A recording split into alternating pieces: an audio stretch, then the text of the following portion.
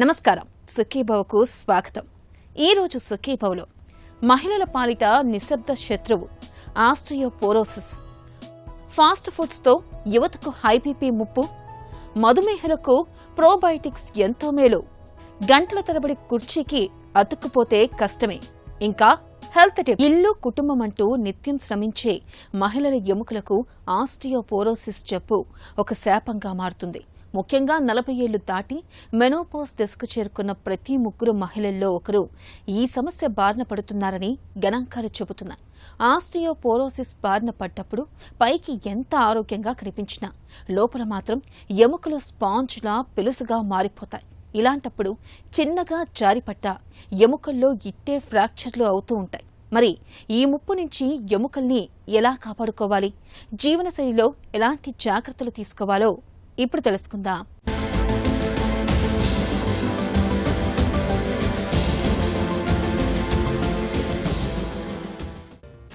ఇంటికి దీపం ఇల్లాలే, ఆ ఇల్లాలి ఆరోగ్యమే ఆ ఇంటికి వెలుగు. కానీ ఆ దీపాన్నే నిశ్శబ్దంగా ఆర్పేసే ఒక అదృశ్య శత్రువు మన మహిళల ఎముకల కోటను లోపలే తినేస్తున్నాడు. ఆ శత్రువు పేరే ఆస్టియోపోరోసిస్. దీన్నే వాడుకలో ఎముకలు గుల్లబారడం అని పిలుస్తారు. మన శరీరానికి బలమైన పునాది ఎముకలే. మన లోపల నిరంతరం పాత ఎముక కరిగిపోవడం, కొత్త ఎముక పుట్టడం అనేది ఒక రీమోడలింగ్ ప్రక్రియగా జరుగుతూ ఉంటుంది. కానీ మహిళల్లో 45 నుంచి 50 ఏళ్ల వయసులో వచ్చే మెనోపాజ్ తర్వాత ఎముకల్ని కాపాడే ఈస్ట్రోజన్ హార్మోన్ ఉత్పత్తి బాగా పడిపోతుంది. దీంతో కొత్త ఎముక తయారు కావడం ఆగిపోయి పాత ఎముక కరగడం ఎక్కువ అవుతుంది. ఫలితంగా వజ్రంలా ఉండాల్సిన ఎముక అచ్చంగా చెదలు పట్టిన చెక్కల రంధ్రాల తేనె తుట్టెలా గుల్లబారిపోతుంది. ప్రపంచ ఆరోగ్య సంస్థ అధ్యయనాల ప్రకారం మన దేశంలో ప్రతి 3 మహిళల్లో ఒకరు ఈ ఆస్టియోపోరోసిస్ బారిన పడుతున్నారు. బ్రెస్ట్ క్యాన్సర్, గుండెపోటు కంటే కూడా మహిళల్ని ఎక్కువగా మంచాన పడేస్తున్న సమస్య ఇదే కావడం గమనార్హం. ఆస్టియోపోరోసిస్ అంటే మన ఎముకలలో సాంద్రత తగ్గిపోవడం అన్నమాట. ముఖ్యంగాను మనకి యుక్త వయసులో ఉన్నప్పుడు ఎముకల సాంద్రత చాలా పెరుగుతుంది. ఇది పెరగాలంటే వాళ్ళు తప్పనిసరిగా కాల్షియము, వైటమిన్ డి తీసుకోవాలి. మ్యాక్సిమం బోన్ మాస్ అంటాం. దీన్ని బ్యాంక్లో మనం డిపాజిట్ చేసినట్టు అన్నట్టు చెప్తాం మేమందరం. అంటే యుక్త వయసులో ఉన్నప్పుడు అంటే 10 ఏళ్ల వయసు నుంచి 25 ఏళ్ల వయసు వరకు వీళ్ళకి బోన్స్ గట్టిపడతాయి అన్నమాట. సాంద్రత పెరుగుతుంది ఈ సమయంలో మ్యాక్సిమం. దాని తర్వాత క్రమక్రమంగా తగ్గుతూ వస్తుంది. 35 ఏళ్ళు దాటిన ప్రతి స్త్రీకి కూడాను ఈ ఎముకల సాంద్రత అన్నది తగ్గుతుంది. దీనికి ముఖ్య కారణం ఏంటంటే మొదటిది వ్యాయామం లేకపోవడము, రెండోది వైటమిన్ డి లోపము, మూడోది కాల్షియం లోపము. మనం చాలామందిని చూస్తామండి. కాల్షియం అన్నది సహజంగా కూడా మనం తినే భోజనాల్లో ఉందండి. ఆకుకూరలు చాలా కాల్షియం ఉంటుంది.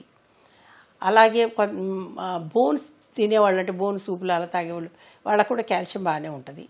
పాలు తాగేవాళ్ళు, అలాగే పాల పదార్థాలు అంటే పెరుగు, జున్ను, పనీర్ ఇలాంటివి తినేవాళ్ళ దగ్గర కూడాను వాళ్ళకి కాల్షియం ఎక్కువగా వస్తుందండి. కానీ చాలామంది పెరుగు, పాలు తీసుకోరండి. ఎందుకు తీసుకోరండి? మాకు పడదని చెప్తారు. వాళ్ళకు కూడా ఈ ఎముకల సాంద్రత తగ్గిపోయే అవకాశాలు పెరుగుతాయండి. అలాగే వైటమిన్ డి లోపం మనకి చాలా పెద్దది. ఆ వైటమిన్ డి కూడా లోపం లేకుండా చూసుకోవాలండి. ముఖ్యంగా ఒక వయసు వచ్చాక, ఇందాక నేను చెప్పిన 35 ఏళ్ల తర్వాత ఈ ఎముకల సాంద్రత తగ్గిపోయే అవకాశాలు పెరిగిపోతాయి. ఇవన్నీ కాకుండా మధ్యలో గర్భాలు వస్తాయి కదండి, డెలివరీస్ అవుతాయి, ప్రెగ్నెన్సీ వస్తుంది. ప్రెగ్నెన్సీ సమయంలో తల్లే బిడ్డకి కాల్షియము, వైటమిన్ డి అన్నీ తన శరీరం నుంచి ఇవ్వాలి. దాంతో ఏమవుతుంది, వాళ్ళ ఎముకల సాంద్రత తగ్గుతుంది. ఆ టైంలో కూడా వీళ్ళు వైటమిన్ డి, కాల్షియం చాలా తప్పకుండా వేసుకోవాలండి. వేసుకుని వాళ్ళ ఎముకల సాంద్రత తగ్గకుండా చూసుకోవాలి. ఇంకా తర్వాత వాళ్ళకి పాలు పట్టే సమయంలో కూడా డెలివరీ అయినాక పాలు పట్టేటప్పుడు పాలల్లో వాళ్ళది కాల్షియము, వైటమిన్స్ అవన్నీ కూడా బయటికి వెళ్ళిపోతాయి కదండి. కాబట్టి ఆ సమయంలో కూడా కాల్షియం అన్నది, వైటమిన్ డి అన్నది తప్పకుండా వేసుకోవాలి. వాళ్ళకి సమస్యలు రాకుండా చూసుకోవాలి. ఎముకల్ని బలహీనం చేసి పెళుసుగా మార్చే ఆస్టియోపోరోసిస్ను సైలెంట్ కిల్లర్గా చెప్పుకోవచ్చు. ఈ జబ్బులో స్పష్టమైన లక్షణాలేవీ కనిపించకుండానే లోపల ఎముకలు గుల్లబారిపోతాయి. వయసు పెరిగే కొద్దీ ఎత్తు తగ్గిపోవడం, నడుము కొద్దిగా ముందుకు వంగిపోవడం, తరచూ తీవ్రమైన వెన్నునొప్పి వస్తున్నప్పుడు ఆస్టియోపోరోసిస్గా అనుమానించాలి. దీని బారిన పడ్డాక ఎముకలు ఎంత బలహీనంగా మారిపోతాయంటే కనీసం గట్టిగా దగ్గినా, తుమ్మినా లేదా బెడ్పై నుంచి కిందకు దిగుతూ చిన్నగా అడుగు తడబడినా చాలు వెన్నెముక, మణికట్టు లేదా తుంటి ఎముకల్లో ఇట్టే ఫ్రాక్చర్లు అవుతుంటాయి. ముఖ్యంగా హిప్ ఫ్రాక్చర్ అనేది మహిళల జీవితాన్ని తలకిందులు చేస్తుంది. తుంటి ఎముక విరిగి మంచాన పడ్డ మహిళల్లో దాదాపు 20% మంది సరైన కదలికలు లేక ఇతర ఇన్ఫెక్షన్ల వల్ల ఏడాదిలోపే ప్రాణాలు కోల్పోతున్నారనేది చేదు నిజం. కాల్షియం, విటమిన్ డి లోపం, శారీరక శ్రమ లేకపోవడం, థైరాయిడ్ లోపాలు ఇవన్నీ ఆస్టియోపొరోసిస్కు మరింతగా ఆజ్యం పోస్తున్నాయి. మనకి ఎముకల సాంద్రత తగ్గకూడదు అంటే కనుక మన కండరాల సామర్థ్యత క్షీణించకూడదు. సార్కోపీనియా అంటారు దీన్ని. ఎందుకంటే ఎప్పుడైతే మన మసిల్స్ వీక్ అవుతాయో అప్పుడు మన బ్యాలెన్స్ తప్పుతుందండి. ఎముకల సాంద్రత తగ్గినప్పుడు మన కండరాల సమస్య పెరిగినప్పుడు మనం తొందరగా పడిపోతాం. ఏ చిన్న దెబ్బ తగిలినా పడిపోతాం. అప్పుడు ఎముకలు విరిగే అవకాశాలు పెరిగిపోతాయి. ఎందుకంటే సాంద్రత లేదు కదా. అంచేత ఒక నడి వయసు వచ్చిన తర్వాత ఇది కొంచెం ఫాస్ట్గా అవుతుందండి. ఇంకా ముట్లు ఉడిగిపోయిన తర్వాత ఆడవాళ్ళకి చాలా ఫాస్ట్గా అవుతుంది. ఒక 65-70 ఏళ్ళు వచ్చే వరకు మనకి ఏం చేయకపోయినా కూడా మన ఎముకల సాంద్రత తగ్గుతుందండి. ఎంత మనము ఎక్సర్సైజ్ చేసినా ఏం చేసినా కూడా ఎముకల సాంద్రత అన్నది మనకి తగ్గిపోతూ వస్తుందండి. కాబట్టి ముఖ్యంగా వ్యాయామం అన్నది చాలా ముఖ్యము. కాల్షియము, తర్వాత వైటమిన్ డి తీసుకోవడం కూడా చాలా ముఖ్యము. అలాగే మన కండరాలు క్షీణించకుండా ఉంచుకోవడం కూడా చాలా ముఖ్యము. వీటన్నిటికీ కూడా సమతుల ఆహారం కావాలి. పాలు, పాల పదార్థాలు లేక కాల్షియం సప్లిమెంట్సే వేసుకోవాలి. మనము వైటమిన్ డి వేసుకోవాలి. ముఖ్యంగా మన కండరాలు క్షీణించకుండాను వ్యాయామం చేయాల్సింది కూడా చాలా ముఖ్యమండి. ఊరికే కూర్చుని ఉండకూడదు.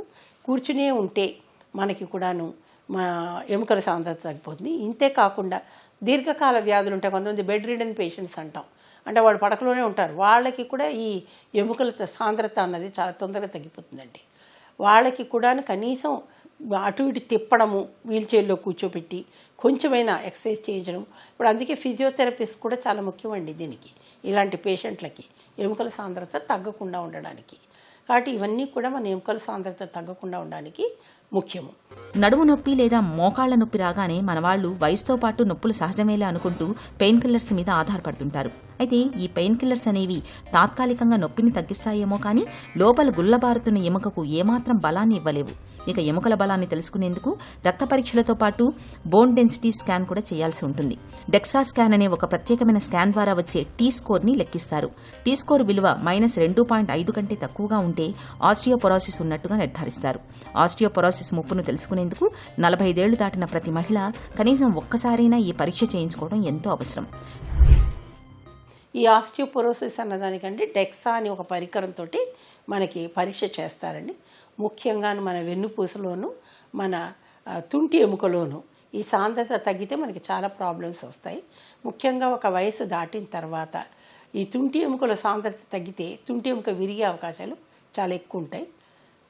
చూస్తే మనము అంటే ఒక 50 ఏళ్ళు 60 ఏళ్ళు దాటిన వాళ్ళలోనూ ఆడవాళ్ళలో ముఖ్యంగాను తుంటి ఎముక విరిగే వాళ్ళు కనుక పడకకే పరిమితం అయిపోతే కనుక వాళ్ళు మరణించే అవకాశాలు కూడా చాలా పెరిగిపోతున్నాయండి. కాబట్టి ఈ ఆస్టియోపొరోసిస్ అన్నది చాలా ముఖ్యమైనటువంటి సమస్య మనకి. దాన్ని మనం కంట్రోల్ చేసుకోవాలంటే మనం యుక్త వయసు నుంచే దానికి కావలసిన జాగ్రత్తలు తీసుకోవాలి. పెళుసుబారిన ఎముకల్ని తిరిగి బలంగా మార్చడానికి ఆధునిక వైద్యంలో ఇవాళ బిస్ఫాస్ఫోనేట్స్ తరహా మందులు, హార్మోన్ రీప్లేస్మెంట్ థెరపీలు, అలాగే ఎముకను తిరిగి బలపరిచే ఇంజెక్షన్లు అందుబాటులో ఉన్నాయి. ఇక ఎముకలు బలహీనం కాకుండా ఉండేందుకు జీవనశైలిలో ముందు నుంచి తగిన జాగ్రత్తలు తీసుకోవాలి. 30 ఏళ్ల ప్రాయం నుంచే మహిళలు తమ ఆహారంలో కాల్షియం పుష్కలంగా ఉండే పాలు, పెరుగు, రాగులు, ఆకుకూరలు, నువ్వులను ఒక భాగంగా చేసుకోవాలి. ఉదయం లేత ఎండలో రోజు కనీసం 20 నిమిషాలు నిలబడితే శరీరానికి అవసరమైన విటమిన్ డి లభిస్తుంది. వీటితో పాటు నిత్యం కాసేపు నడక, చిన్నపాటి బరువులు ఎత్తే వెయిట్ బేరింగ్ వ్యాయామాల్ని క్రమం తప్పకుండా చేయాలి. ఈ జాగ్రత్తలు ఎముకల్ని బలంగా మంచి ఆరోగ్యంతో ఉంచుతాయి. హెల్త్ న్యూస్ మీకోసం. పెద్దల్లోనే కాదు యువతలోనూ ఇవాళ రక్తపోటు చాలా ఎక్కువగా ఉంటుంది. ఇందుకు వారి ఆహారపు అలవాట్లే కారణమని ఒక తాజా పరిశోధన పేర్కొంటుంది. యువతలో రక్తపోటు పెరగడానికి ప్రత్యేకించి వారు విపరీతంగా తీసుకుంటున్న అల్ట్రా ప్రాసెస్డ్ ఫుడ్స్ ప్రధాన కారణమని జాతీయ పోషకాహార సంస్థ నిర్వహించిన తాజా అధ్యయనంలో వెల్లడైంది. హైదరాబాద్ నగరంలోని వివిధ కళాశాలలకు చెందిన 18 నుంచి 24 ఏళ్లలోపు వయసు ఉన్న 311 మంది విద్యార్థుల ఆహారపు అలవాట్లు, వారి రక్తపోటును శాస్త్రవేత్తలు పరిశీలించారు. ఉప్పు, కొవ్వు పదార్థాలు అధికంగా ఉండే చిరుతిండ్లు, ప్యాకేజ్డ్ ఫుడ్స్ ఎక్కువగా తినే యువతలో వీటిని తక్కువగా తినే వారితో పోలిస్తే రక్తపోటు వచ్చే అవకాశం 3 రెట్లు ఎక్కువగా ఉన్నట్లు అధ్యయనంలో తేలింది.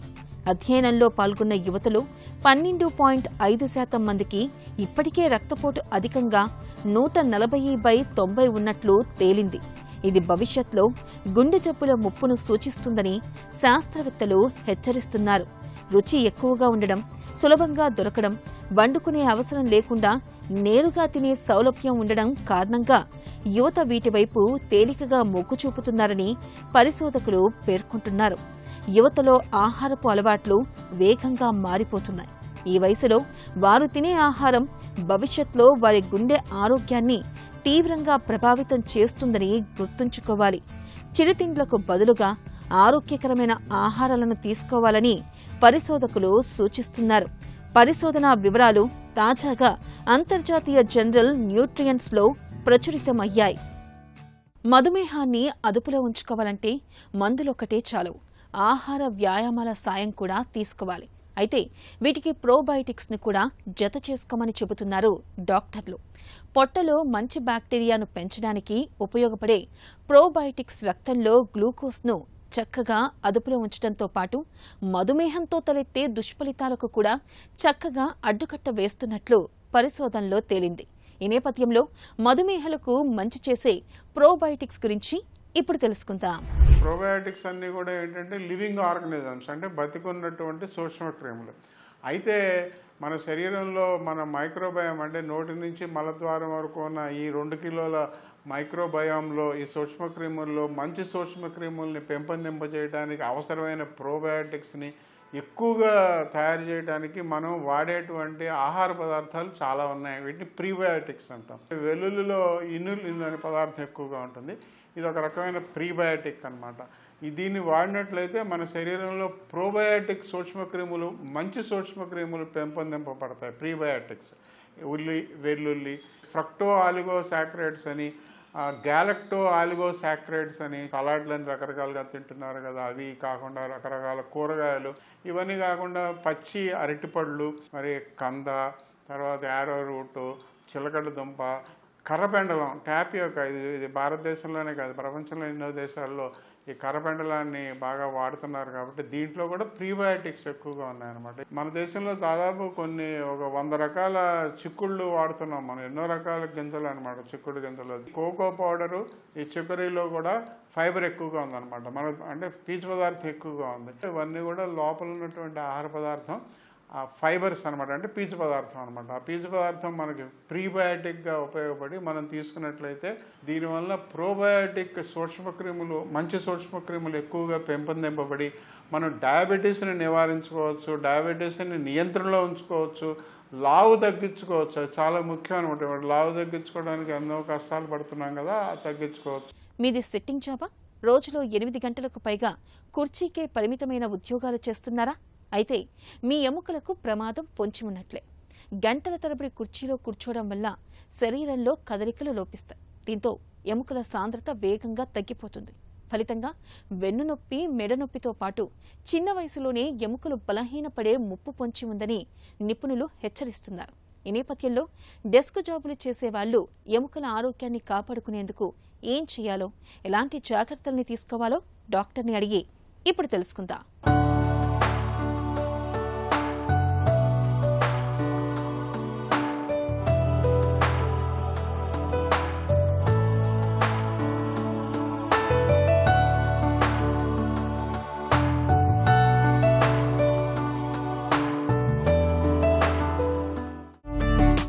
గంటల తరబడి కూర్చుని పనిచేయటం వల్ల ఎముకల సమస్యలు పెరుగుతాయా? వర్క్ ఫ్రమ్ హోమ్ వల్ల చాలామందికి జాయింట్ ప్రాబ్లమ్స్ వస్తాయి. ఎందుకంటే యూజువల్గా ఆఫీస్కి వెళ్తే మంచి సీట్లో, మంచి డెస్క్ దగ్గర కూర్చుంటారు, ల్యాప్టాప్ ప్రాపర్ హైట్లో పెట్టుకొని ప్రాపర్ పొజిషన్లో, పోస్టర్లో కూర్చుంటారు. కానీ వర్క్ ఫ్రమ్ హోమ్లో ఏమవుతుందంటే చాలా ఫెమిలియర్, కంఫర్టబుల్ అట్మాస్ఫియర్ వల్ల కొంచెం స్లౌచింగ్ లాగా సోఫాలో లేకపోతే బెడ్లో ఇట్లా కంప్లీట్గా రాంగ్ పోస్చర్లో కూర్చోవడం వల్ల జాయింట్ పెయిన్స్ రావచ్చు, నెక్ పెయిన్లు, బ్యాక్ పెయిన్లు అండ్ జాయింట్ పెయిన్స్ రావచ్చు. సో వర్క్ ఫ్రమ్ హోమ్లో చాలా ఇంపార్టెంట్ థింగ్ ఏంటంటే ఈవెన్ ఇంట్లో ఉన్నా కూడా ఒక చిన్న వర్క్ స్టేషన్గా రెడీ చేసుకోవాలి. ఒక చిన్న table, proper chair, side hand rest ఉన్న చైర్, ప్రాపర్ డెస్క్, మీ ల్యాప్టాప్ కరెక్ట్ హైట్కి వచ్చేటట్టు చూసుకోవాలన్నమాట. అది చాలా ఇంపార్టెంట్ వర్క్ ఫ్రమ్ హోమ్లో. అప్పుడు ఇలాంటి జాయింట్ ప్రాబ్లమ్స్ రాకుండా ఉండొచ్చు. రోజుకు 8 నుంచి 10 గంటలు కూర్చోవటం వల్ల శరీరంలో ఏ భాగాలు ఎక్కువగా ప్రభావితమవుతాయి? ఎక్కువసేపు ఒకటే పొజిషన్ కూర్చోవడం వల్ల ఇలా జాయింట్ పెయిన్, స్టిఫ్నెస్లో రావడము, నొప్పులు రావడం వస్తాయి అనమాట. ఓకే, దీన్ని వర్క్ రిలేటెడ్ మస్క్యులర్ డిజార్డర్స్ అంటారు. సో యూజువల్గా ఐటీ వాళ్ళకి, ఎందుకంటే వాళ్ళు అవర్స్ టుగెదర్ కంప్యూటర్ని చూస్తుంటారు 7-8 hours వితౌట్ ఒక చిన్న బ్రేక్ లేకుండా అట్ ఎ స్ట్రెచ్ కూర్చుంటారు కాబట్టి జాయింట్స్ ఎఫెక్ట్ అవుతాయి. సో అట్లా ఏమేమి ఎఫెక్ట్ అవుతాయి అంటే మెడ దగ్గర పెయిన్ రావచ్చు, నడుము దగ్గర పెయిన్ రావచ్చు, మోకాల దగ్గర కూడా పెయిన్స్ రావచ్చు అనమాట. సో మోస్ట్ ఇంపార్టెంట్ థింగ్ ఏంటంటే ప్రతి గంటకి ఒక చిన్న అలారం పెట్టుకుంటే ఫోన్లో గంటకి అలారం మోగేటట్టు, అలా మోగినప్పుడు ఒక 2-3 minutes లేచి తిరిగేసి ఏమైనా గ్లాస్ ఆఫ్ వాటర్ తాగేసి కూర్చుంటే జాయింట్స్ కూడా ఫ్రీగా ఉంటాయి. And second thing, every 45 minutes 1 hourకి జస్ట్ ఇలా కొన్ని నెక్ మూమెంట్స్, బ్యాక్ స్ట్రెచ్చింగ్ చేస్తే జాయింట్స్ స్టిఫ్ అవ్వకుండా, పెయిన్ రాకుండా చూసుకోవచ్చు. 3 జాయింట్స్ మోస్ట్ కామన్ ఎఫెక్ట్ అవుతాయి, మెడ, నడుము అండ్ మోకాలు అనమాట. ఈ పర్టికులర్ ఆర్డర్ ఏమి ఉండదు, బట్ యూజువల్గా ఇప్పుడు ఫర్ ఎగ్జాంపుల్ ఎక్కువసేపు కూర్చొని అనుకోండి మోకాలు నొప్పులు రావచ్చు. ఎస్పెషల్లీ ఇప్పుడు లాంగ్ మూవీకి వెళ్ళారనుకోండి ఒక 3-4 hours, ఇంటర్వల్లో లేవకుండా అట్లానే కూర్చొని ఉంటే లేచేసరికి మీకు పెయిన్స్ రావచ్చు అనమాట. సో అట్లానే ఆఫీస్లో కూడా అంతే అనమాట. మెడ నొప్పి ఎప్పుడు వస్తుందంటే ఎక్కువసేపు ఒకటే పొజిషన్ ఉండి, అంటే కిందకు చూస్తారనుకోండి బెండ్ చేస్తూ అట్లా స్క్రీన్ చూస్తే మెడ నొప్పి రావచ్చు. సో స్క్రీన్ కూడా కొంచెం హైట్లో తీసుకురావాలి. బ్యాక్ పెయిన్స్ ఎప్పుడు వస్తాయి? బ్యాక్ దగ్గర సపోర్ట్ లేనప్పుడు, నడుము దగ్గర సపోర్ట్ లేనప్పుడు ఒక చిన్న పిలో పెట్టుకొని వెనక్కి ఆనుకొని కూర్చుంటే బాగుంటుంది నొప్పి లేకుండా. సాధారణ వెన్ను నొప్పి, స్లిప్ డిస్క్ వచ్చే వెన్ను నొప్పి మధ్య తేడా ఎలా గుర్తించాలి? సో వెన్ను నొప్పి అనేది యూజువల్గా చాలామందికి ఉంటుంది, ఆల్మోస్ట్ అందరికీ ఉంటుంది. ఎక్కువసేపు రాంగ్ పొజిషన్లో కూర్చోవడం వల్ల అట్లా రావచ్చు. అది ఓన్లీ నడుము దగ్గర ఉంటుంది నొప్పి. అది డేంజరస్ ఏం కాదు, కొన్ని మెడిసిన్స్ లేకపోతే పోస్చర్ కరెక్షన్తో ఎక్సర్సైజ్తో సెట్ అవుతుంది. మనం ఎప్పుడు వరి అవ్వాలి అంటే వెన్ను నొప్పి నడుము దగ్గర నుంచి స్టార్ట్ అయ్యి కింద పిర్రల దగ్గరికి, కింద తొడల దగ్గరికి వస్తే అప్పుడు అది రేడియేటింగ్ పెయిన్ అన్నట్టు, అంటే ఎక్కడ నరం ప్రెస్ అవుతున్నట్టు. ఓకే, దానివల్ల ఆ పెయిన్ వెనకాల నడుము దగ్గర నుంచి స్టార్ట్ అయ్యి కింద వరకు స్ప్రెడ్ అవుతుంది. దీన్ని రేడియేటింగ్ పెయిన్ అంటారు. అట్లా ఉన్నప్పుడు డిస్క్ ప్రొలాప్స్ అయి ఉండొచ్చు, నర్వ్ ఏమైనా ప్రెస్ అవుతుండొచ్చు, అప్పుడు ఎంఆర్ఐ స్కాన్ అవసరం పడవచ్చు. సో నడుము నొప్పి కిందకి స్ప్రెడ్ అవుతున్నప్పుడు, తిమ్మిర్లు వచ్చినప్పుడు, సో తిమ్మిరి కూడా వస్తే నరం ఎక్కడో ప్రెస్ అవుతున్నట్టు, అప్పుడు ఎంఆర్ఐ స్కాన్ బాగా హెల్ప్ అవుతుంది. ల్యాప్టాప్ ముందు వంగి కూర్చోవటం ఎందుకు మంచిది కాదు? అంటే బేసిక్గా ఇట్లా ముందుకి వంగి చూడటం చాలా ప్రాబ్లమాటిక్, ఎందుకంటే మెడ దగ్గర బాగా పెయిన్స్ వస్తాయన్నమాట. ఎందుకంటే మామూలుగా మెడకి ఇట్లా కర్వ్ ఉండాలి, ఇట్లా కర్వ్ అయి ఉండాలన్నమాట. సో మనకి కిందకి చూస్తే ఆ కర్వ్ రివర్స్ అవుతుంది. సో అప్పుడు సర్వైకల్ స్పాండిలోసిస్ అంటారు దాన్ని. సో ఇప్పుడు ఈ స్పైన్ మోడల్ చూడండి, వెనకాల ఇది మెడ అనమాట, ఇట్లా కర్వ్ ఉంది చూడండి ఇట్లా. సో ఇట్లా ముందుకు వంగితే అది ఆటోమేటిక్గా కర్వ్ ఇట్లా ఉండాల్సింది ఇట్లా అయిపోతుంది. దానివల్ల దీని మీద ప్రెషర్ బాగా ఎక్కువైపోయి నరాల దగ్గర ప్రెషర్ వస్తుందన్నమాట. సో కిందకి చూడకూడదు ఎప్పుడు. ల్యాప్టాప్, డెస్క్టాప్ రెండు కొంచెం ఐ లెవెల్లో ఉండాలి. సో బై ఛాన్స్ చాలా టాల్ ఉన్నారనుకోండి, అయితే ఆ ల్యాప్టాప్ని కొంచెం ప్రాపప్ చేసుకొని ఈ హైట్కి తీసుకురావాలి. కంప్యూటర్ ముందు పనిచేస్తున్నప్పుడు కూర్చునే భంగిమ ఎలా ఉండాలి? కూర్చునే పొజిషన్ చాలా ఇంపార్టెంట్ అండి. దీన్ని ఎర్గోనామిక్స్ అంటారు. ఓకే, ఇది ఒక కొత్త సైన్స్ అనమాట. ఆఫీస్ స్పేస్లో మీ డెస్క్, మీ సీటు, మీ చైర్స్ ఇవన్నీ ఎట్లా సెటప్ చేయాలో దాన్ని ఎర్గోనామిక్స్ అంటారు, అంటే జాయింట్ పెయిన్స్ రాకుండా. ఫస్ట్ థింగ్ ఏంటంటే చైర్ దగ్గర ఆర్మ్ సపోర్ట్ ఉండాలి ఫస్ట్. రెండోది నడుము దగ్గర చిన్న పిల్లో అయినా ఒక చిన్న కర్వేచర్ ఉంటే బ్యాక్కి సపోర్ట్ వచ్చేస్తుంది. And as far as possible buttocks, ఇది పిర్రలు వెనక్కి ఉండాలన్నమాట, ఇట్లా టచ్ అవుతూ ఉండాలి. So arm rest, back rest ఉండాలి, ఇది చాలా ఇంపార్టెంట్. రెండోది డెస్క్, మీ ల్యాప్టాప్ ఉందనుకోండి, మినిమం ఐ లెవెల్కి రావాలి. సో మరీ ఇట్లా ముందుకు వంగి చేయకూడదు అనమాట. ఇంకొకటి ఏంటంటే పొజిషన్, నేను ఎప్పుడు చెప్తుంటాను, ఇయర్స్ షోల్డర్స్ పైన ఉండాలి, షోల్డర్స్ హిప్ జాయింట్స్ పైన ఉండాలి. అన్నీ ఒక లైన్లో ఉంటే పోస్చర్ కరెక్ట్ ఉన్నట్టు. స్టార్టింగ్లో ఇట్లానే స్టార్ట్ చేస్తాం, కానీ స్లోగా ఇట్లా అయిపోతుంది అనమాట, ఇయర్స్ ముందుకు వెళ్ళిపోతాయి. So years, shoulders, hip joint ఒక లైన్లో ఉంటే స్పైన్ కరెక్ట్గా ఉంటుంది అనమాట. ప్రతి గంటకు లేచి నడవటం ఎంతవరకు అవసరం? ఆఫీసులో సులభంగా చేయగలిగే వ్యాయామాలు ఏవైనా ఉన్నాయా? ఆఫీస్లో ప్రతి గంటకి లేచి ఒక 2-3 minutes తిరిగి కూర్చోవడం చాలా మంచిది, ఎందుకంటే జాయింట్స్ అన్నీ ఫ్రీ అయిపోతాయి. మోకాల్ జాయింట్లో ఒక గుజ్జు ఉంటుంది, అండ్ దాంట్లో ఒక ఫ్లూయిడ్ ఉంటుంది, ఆయిల్ లాగా, దాన్ని సైనోవియల్ ఫ్లూయిడ్ అంటారు. ఒకటే పొజిషన్లో గంటలు గంటలు కూర్చుంటే అది జామ్ అయ్యే ఛాన్స్ ఉంటుంది. సో లేచినప్పుడు బాగా పెయిన్ఫుల్గా ఉంటుంది. అది మంచిగా ఫ్లో ఉండాలి అంటే ప్రతి గంటకు ఒక 2-3 మినిట్స్ అది తిరిగేసి కూర్చుంటే బాగుంటుంది. మిగతా జాయింట్స్ కూడా హెల్ప్ అవుతుంది. సింపుల్ ఎక్సర్సైజెస్ ఇప్పుడు ఆఫీస్లో చేయాల్సిన ఎక్సర్సైజ్లు ఏంటి అంటే గంటకి ఒక నెక్ మూమెంట్స్ ఇట్లా మూమెంట్స్ చేస్తే ఆ నెక్ కూడా బాగా ఫ్రీ అవుతుంది.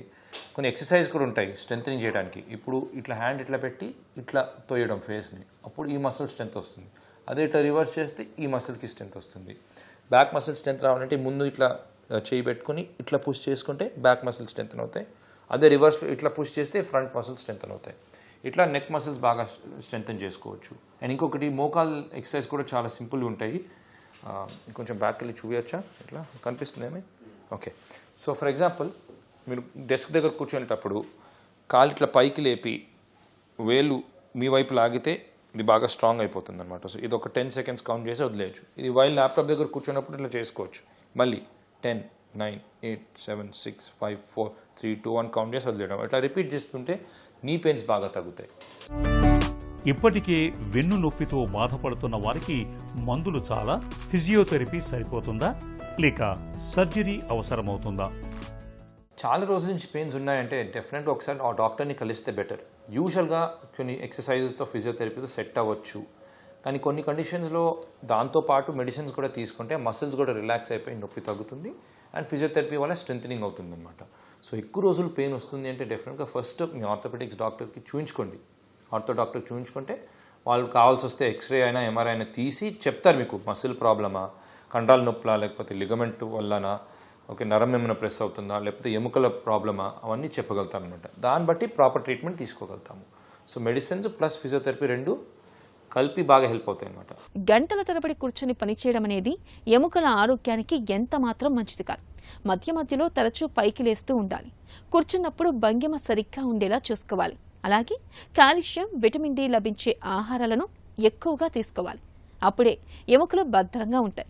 ఇక ఈ రోజు కార్యక్రమాన్ని ముగించే ముందు ఒక చిన్న చిట్కా మీకోసం. ఉదయం నిద్ర లేవగానే పరగడుపున ఒక గ్లాసు గోరువెచ్చటి నీటిని తాగడాన్ని అలవాటు చేసుకోండి. శరీరంలోని విషతుల్యాలు, వ్యర్థాలు సులభంగా బయటకు పోతాయి. జీర్ణక్రియ చురుగ్గా మారుతుంది. మలబద్ధకం తగ్గుతుంది. మెటబాలిజం రేటు కూడా పెరుగుతుంది.